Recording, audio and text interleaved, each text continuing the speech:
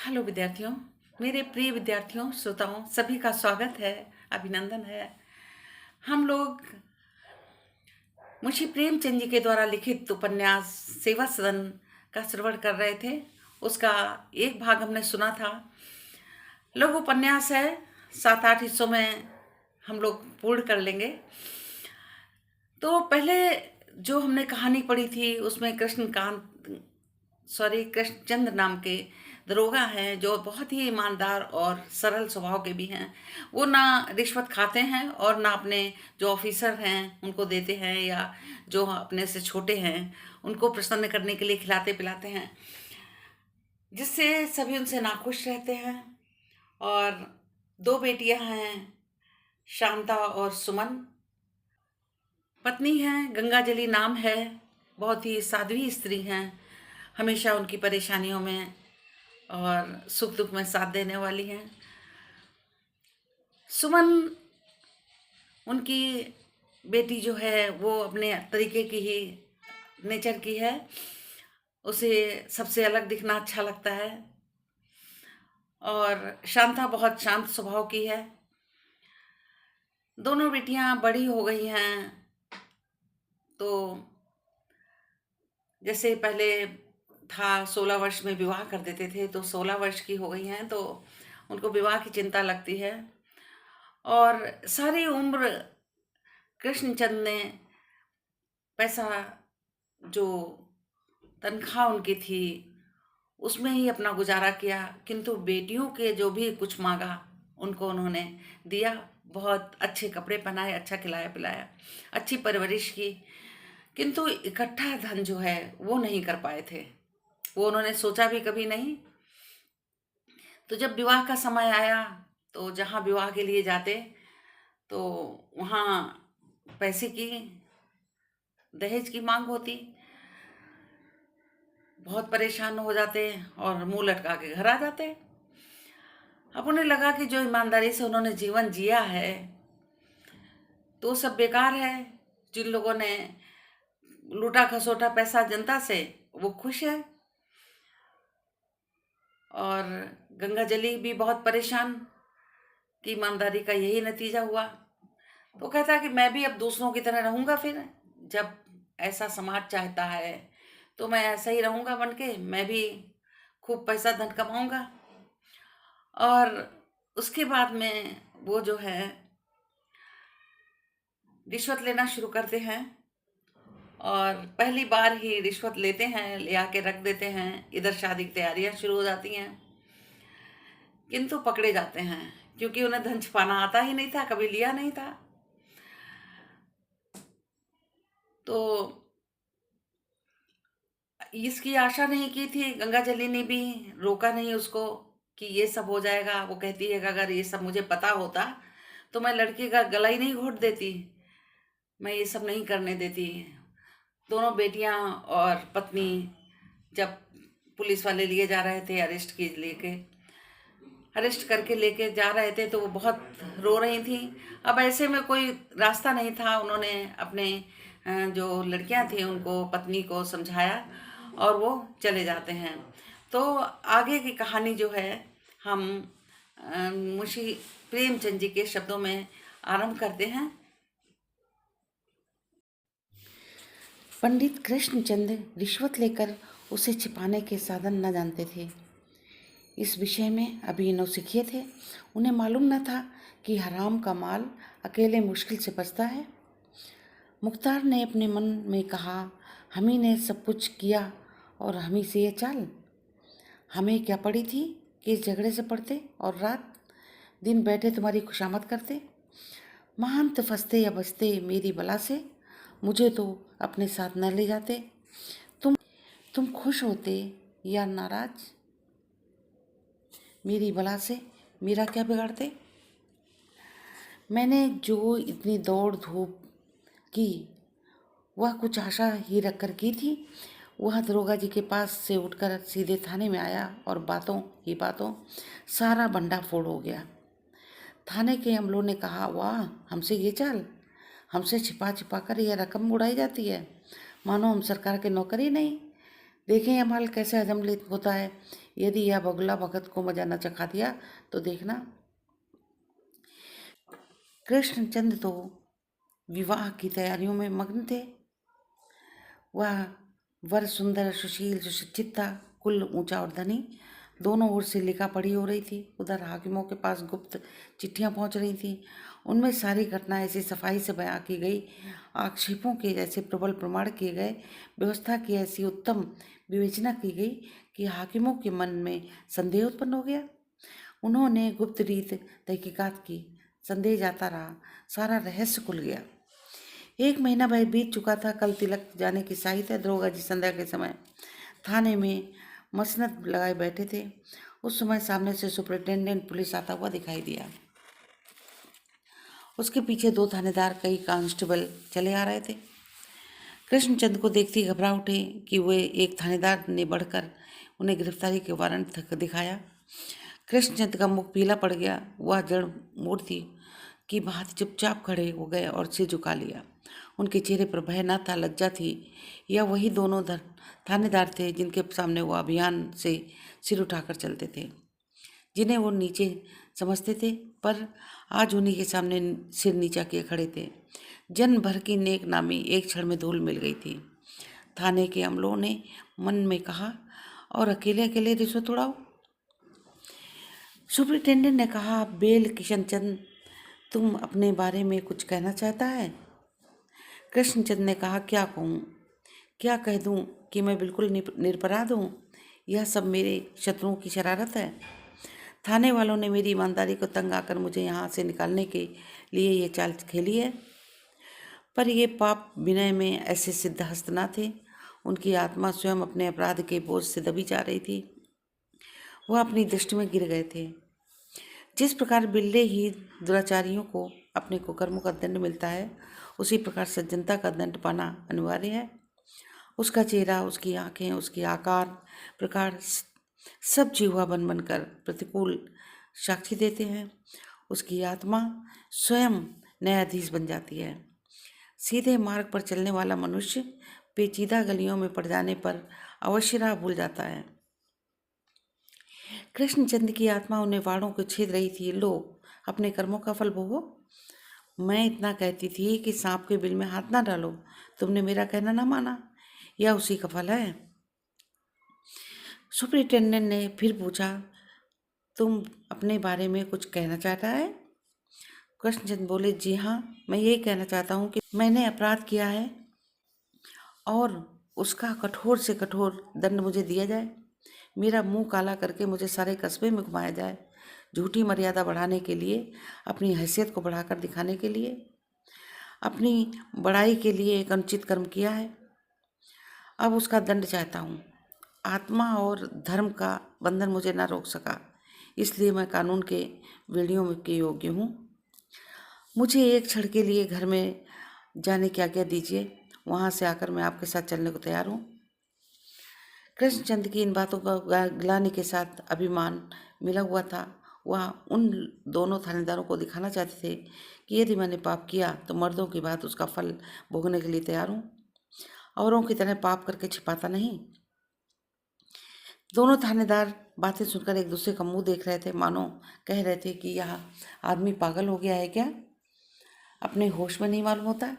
यदि ईमानदार ही बनना चाहता था तो ऐसा काम ही क्यों किया? पाप किया पर करना ना जाना। सुपरिटेंडेंट ने कृष्णचंद को दया की दृष्टि से देखा और भीतर जाने की आज्ञा दी।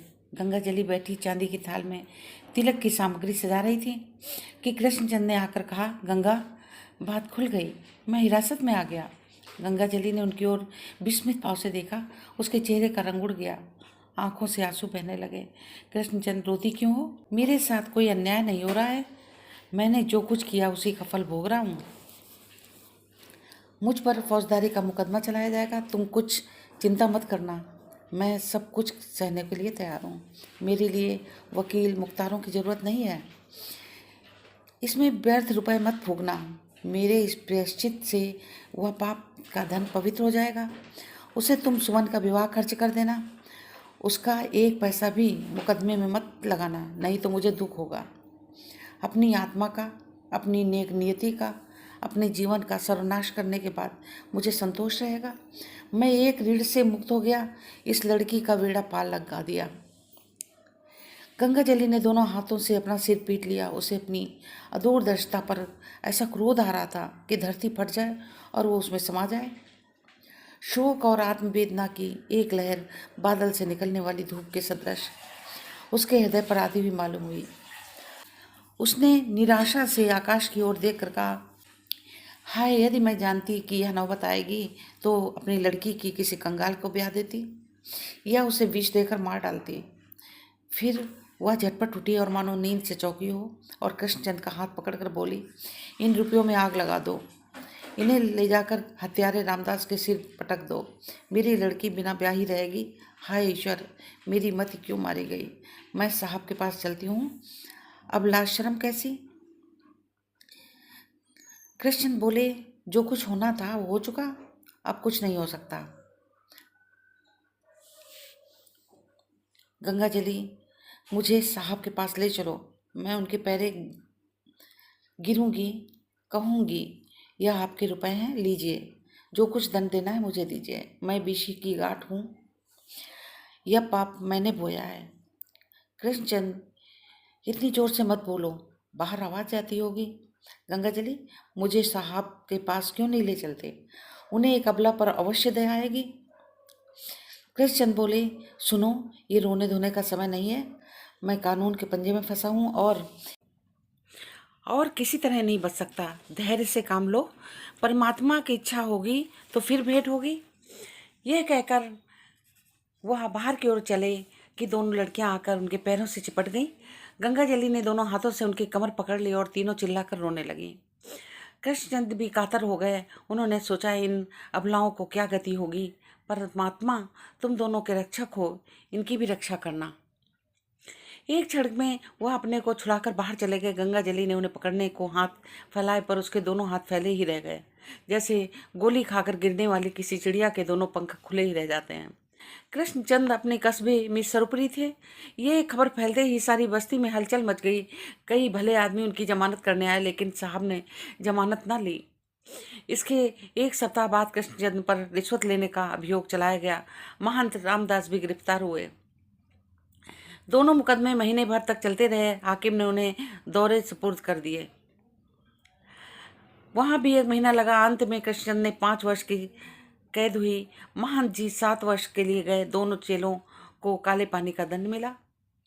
गंगाजली के एक सगे भाई पंडित उमानाथ थे। कृष्णचंद ने उनसे जरा भी न बनती थी। वह उन्हें धूर्त और पाखंडी कहा करते थे। उनके लंबे तिलक की चुटकी लेते थे, इसलिए उमानाथ उनके यहाँ बहुत कम आते थे। लेकिन इस दुर्घटना के समाचार पाकर उमानाथ से न रहा गया। वहां आकर अपनी बहन और भांजियों को अपने घर ले गए। कृष्णचंद के कोई सगा भाई न था। चाचा के 2 लड़के थे, पर अलग थे। उन्होंने बात पूछी तक नहीं। कृष्णचंद ने चलते चलते गंगाजली को मना किया था कि रामदास के रुपयों में से 1 कौड़ी भी मुकदमे में न खर्च करना। उन्हें निश्चय था कि मेरी सजा अवश्य होगी, लेकिन गंगाजली का जी न माना। उसने दिल खोलकर रुपए खर्च किए। वकील लोग अंत समय तक यही कहते रहे, वो छूट जाएंगे। जज के फैसले की हाईकोर्ट में अपील हुई। महंत जी सजा में कमी न हुई, पर कृष्णचंद की सजा घट गई। 5 के 4 वर्ष रह गए। गंगाजली आने को तो मैके आई, पर अपनी भूल का पछतावा करती थी। यह वह मैका न था जहाँ उसने अपने बालकपन की गुड़ियाँ खेली थी, मिट्टी के घरौंदे बनाए थे, माता पिता की गोद में पली थी। माता पिता का स्वर्गवास हो चुका था। गांव में पुराने आदमी न दिखाई देते थे, यहाँ तक कि पेड़ों की जगह खेत और खेतों की जगह पेड़ लगे हुए थे। वह अपना घर मुश्किल से पहचान सकी। सबसे दुख की बात यह है कि वह उसका प्रेम या आदर न था। उसकी भावज जानवी उससे मुंह फुलाए रहती। जानवी अब अपने घर बहुत कम रहती। पड़ोसियों के यहाँ बैठी हुई गंगाजली का दुखड़ा रोया करती। उससे 2 लड़कियां थीं, वह भी सुमन और शांता से दूर रहती। गंगाजली के पास रामदास के रुपयों में से कुछ न बचा था। यही 400-500 रुपए रह गए थे। उसने पहले काट काट कर जमा किए थे, इसीलिए वो मना से सुमन के विवाह के विषय में कुछ न कहती। यहाँ तक कि 6 महीने बीत गए। कृष्णचंद ने यहाँ अपना पहला संबंध ठीक किया था, वहाँ से साफ जवाब आ चुका था। लेकिन उमानाथ को यह चिंता बराबर लगी रहती कि उन्हें जब अवकाश मिलता तो वो 2-4 दिन के लिए वर की खोज में निकल जाते। ज्यों ही वो किसी गांव पहुंचते, वहां हलचल मच जाती। युवक गठरियों में से कपड़े निकालते जिन्हें वह बारातों को पहना करते थे, अंगूठियां और मोहन माले मंगनी मांग कर पहन लेते। माताएं अपने बालकों को नहला धुलाकर आंखों को काजल लगा देती और धुले हुए कपड़े पहनाकर खेलने को भेजती। विवाह के इच्छुक बूढ़े नाइयों से मोछ कटवाते और पके बाल चुनवाते लगते। गांव के नाई और कहार खेतों में बुला लिए जाते। कोई अपना बड़प्पन दिखाने के लिए उनसे पैर दबवाता तो कोई धोती छटवाता। जब तक उमानाथ वहां रहते, स्त्रियां घरों से न निकलती। कोई अपने हाथ में पानी न भरता, कोई खेत में न जाता। पर उमानाथ की आंखों में ये घर ना जचते थे। सुमन कितनी रूपवती, कितनी गुणवती, कितनी पढ़ी लिखी लड़की है। इन मूर्खों के घर पढ़कर उसका जीवन नष्ट हो जाएगा। अंत में उमानाथ ने निश्चय किया कि शहर में कोई वर ढूंढना चाहिए। सुमन के योग्य वर देहात में नहीं मिलता। शहर वालों की लंबी चौड़ी बातें सुनकर उनके होश उड़ जाते हैं। बड़े आदमियों का तो कहना है ही क्या, दफ्तरों में मुसद्दी और क्लर्क भी हजारों का राग अलापते हैं। लोग उनसे सूरत देख करके भड़क जाते हैं। 4 सज्जन उनकी कुल मर्यादा का हाल सुनकर विवाह करने योग्य उत्सुक हुए, पर कहीं कुंडली न मिली और कहीं उमानाथ का मन न मिला। वह अपने कुल मर्यादा के नीचे उतरना चाहते थे। इस प्रकार पूरा 1 साल बीत गया। उमानाथ दौड़ते दौड़ते तंग आ गए। यहाँ तक कि उनकी दशा औषधियों के विज्ञापन बांटने वाले उस मनुष्य की सी हो गई कि दिन भर बाबू संप्रदाय को विज्ञापन देने के बाद संध्या को अपने पास विज्ञापनों का एक मार्ग पुलिंदा पड़ा हुआ पाता है और उस बोझ से मुक्त होने के लिए वह सर्वसाधारण को देने लगता है। उन्होंने मान, विद्या, रूप, गुण की ओर से आंखें मूंद करके कुलीनता को पकड़ा। उसे किसी भांति न छोड़ सकते थे। माघ का महीना था। उमानाथ स्नान करने गए। घर लौटे तो सीधे गंगा जली के पास जाकर बोले, लो बहन, मनोरथ पूरा हो गया, बनारस से में विवाह ठीक हो गया है। गंगा जली, भला किसी तरह तुम्हारे दौड़ धूप को तो ठिकाने लगी। लड़का पढ़ता है ना? उमानाथ, पढ़ता नहीं, नौकर है एक कारखाने में, 15 रुपए का बाबू है। गंगाजली ने पूछा, घर द्वार है ना? उमाशंकर बोले, शहर में किसके घर होता है, सब किराए पर ही घर में रहते हैं। गंगाजली, भाई बंधु माँ बाप हैं? उमाशंकर बोले, माँ बाप दोनों मर चुके हैं और भाई शहर में किसके पास होते हैं? गंगाजली, उम्र में क्या है? उमाशंकर बोले, यही कोई 30 साल के लगभग होगी। गंगाजली, देखने सुनने में कैसे हैं? 100 में से 1। शहर में कोई कुरूप तो होता नहीं है। सुंदर सुंदर बाल, उजले कपड़े सभी के होते हैं और गुणशील बातचीत का तो पूछना ही क्या। बात करते मुंह में फूल झड़ते हैं। नाम गजाधर प्रसाद है तो दुआ होगा? हाँ है तो दुआ, पर उससे क्या? शहर में कोई बुढ़ा तो होता ही नहीं है। जवान लड़के होते हैं, बुढ़े जवान। उनकी जवानी सदा बाहर होती है। वैसी हंसी दिल्लगी, वही तेल फुलेल का शौक, लोग जवान ही रहते हैं और जवान ही मर जाते हैं। गंगाजली ने बोला, कुल कैसा है? उमाशंकर बोले, बहुत ऊंचा, हमसे 2 विश्वे बड़ा। पसंद है ना? गंगाजली ने उदासीन भाव से कहा, जब तुम्हें पसंद है तो मुझे पसंद ही है। तो द्वितीय भाग समाप्त होता है। अगले भाग में हम मिलते हैं। धन्यवाद।